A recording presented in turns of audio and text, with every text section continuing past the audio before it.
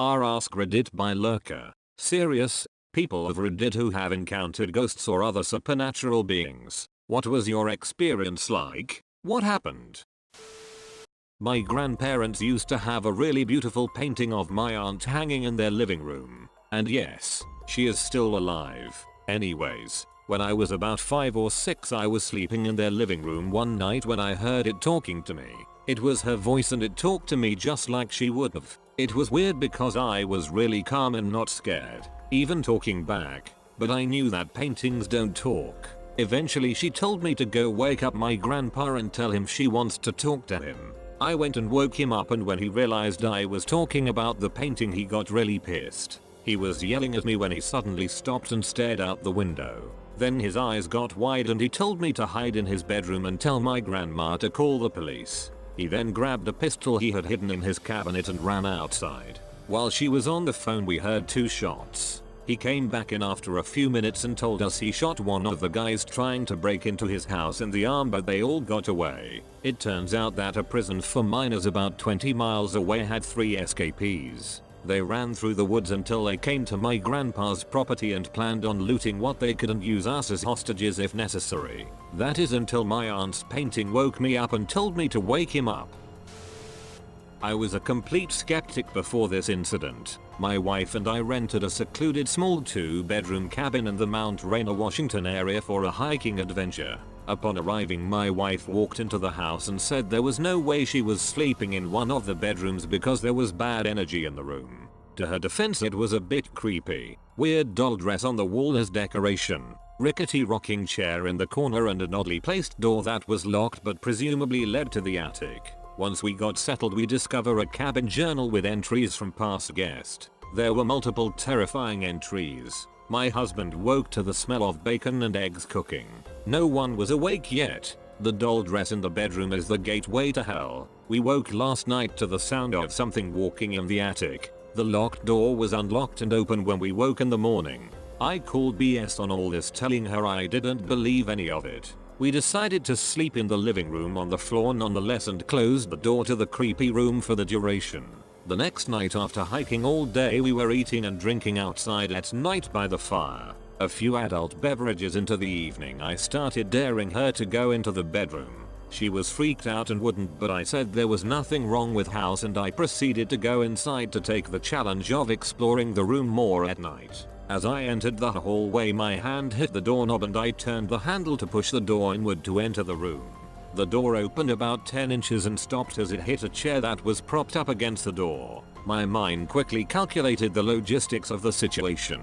Door opens inward. Room with only one entrance. Chair on other side of door keeping me from entering that was somehow placed there from the inside. I let out a little girly scream, slammed the door shut and played it off to my wife that I was trying to scare her. We stayed the night and I didn't tell her the real story until the next day when we were in the car driving away. She was pissed. We used to have a big German Shepherd. We also had a Rottweiler and a Great Dane at the same time. While the Shepherd was not the alpha, as far as being protector of the house, he took the lead. We had to put him down when he was about 11. A few weeks later, I was in bed, and I swore I heard him sitting next to me, panting.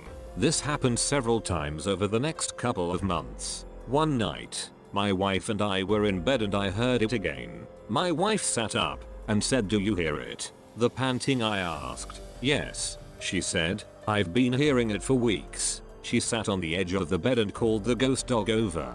She explained that we still had our 2 other big dogs and that they could protect us, so he didn't have to do it anymore. Never heard it again. AWW, he must have been a good boy. AWW, he must have left for the nearest, biggest sunny meadow afterwards with a big smile on his doggy face. My job here is done.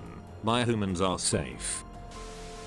I was in a motorcycle accident a few months back. I broke my spine and needed surgery to fuse several vertebrae. As they brought me into the surgery, I noticed 2 men standing in the corner of the OR looking not at all surgically clean and entirely out of place. Looking back at it, I later recognized them as my 2 late grandfathers, one of whom died in the hospital. The other died during a surgery. The reason I know that was my grandfather's because my parents told me a story about how they were in the hospital's food court during my 11-hour surgery, and my dad heard his father telling him that everything was going to turn out alright. He told my mom, and she wasn't at all surprised, because she had heard her father tell her that I was going to be fine, even though this was late, and they were the only ones in this dead silent cafeteria. I've never told that story before, let alone to the entire world. I was staying with a friend in a remote house in Scotland. In the midnight, I woke up to go to the toilet and suddenly it was very, very cold and I heard someone complain they always make this room dirty. Always. And I'm cleaning all the time and still it is dirty. It was so cold for a moment and then it was over. The next morning, I told the house owner that last night it suddenly was very cold in the bedroom when I went to the toilet, and before I could say anything else, he asked immediately, "WHO, have you seen?" The WHO part sent shivers down my spine. Not what happened, but WHO, have you seen? Later, he told me his daughter and son-in-law had lived in that very room and the son-in-law had died in an accident. He loved to keep the room spotless. Even typing this still sends shivers down my spine.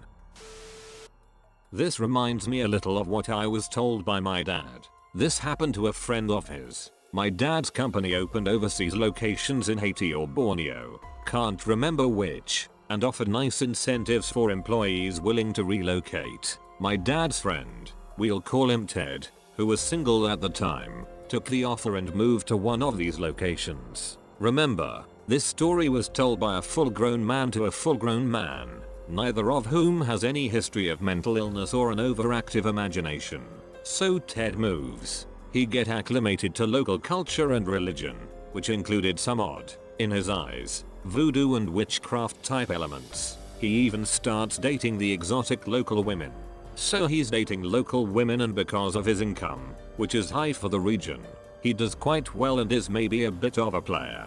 He schedules a date with a woman and forgets or changes his mind and ends up standing her up.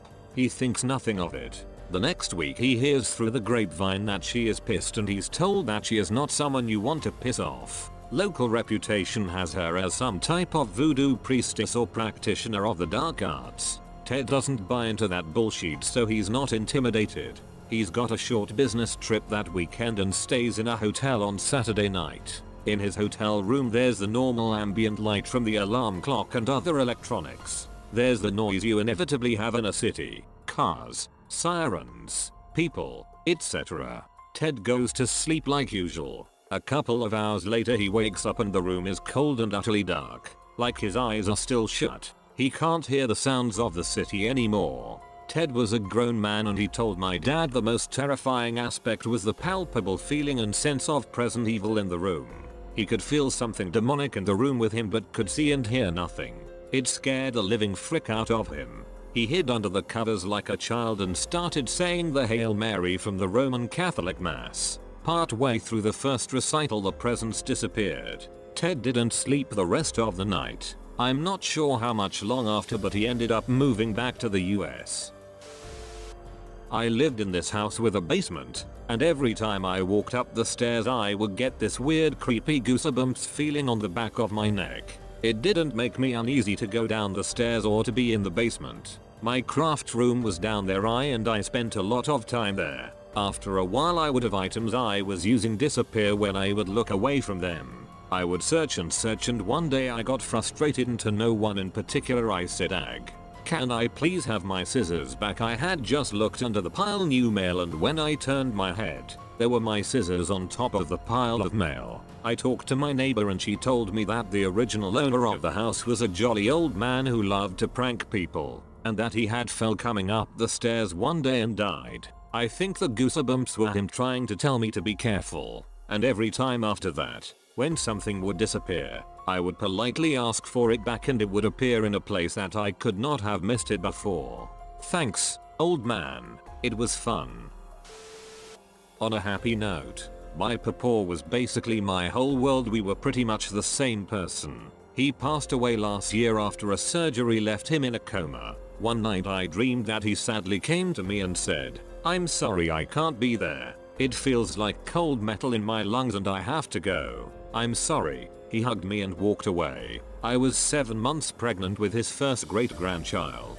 I woke up the next morning and my mom called. A blood clot broke loose from his lung and he had a stroke. He was never getting out of the hospital. Around the same time, I had been seeing a large golden hawk everywhere I went. Papa loved to watch hawks. The hawk always flew north when it left, but the morning Papa was removed from life support, it flew south towards the hospital. I believe it was my great-grandpa going to get him because 2 days later, a second hawk appeared. He visits me in my dreams sometimes, like the week I went into labor with my son. Papa was pretty well known for pulling pranks to scare you. He invented the jump scare, I swear, and in one dream he did just that. I woke up mid-jump out of bed and started laughing. Papa, do not try to scare me into labor. I was asleep another night and saw Papa in the distance tapping his watch like he always did when we needed to be aware of a certain time or were running late. I woke up in labor. Last night I dreamed he came to see me and my son, and he was exactly as happy and proud as I know he would be to meet this boy. He told me I was doing great, and to take care of my grandson and your mama. His birthday is Friday, so it was really nice to visit with him. Thanks for watching, fam. If you enjoyed, kick that like button for the YouTube algorithm and subscribe for more. While you're here, peep these other videos below. See you in the next one.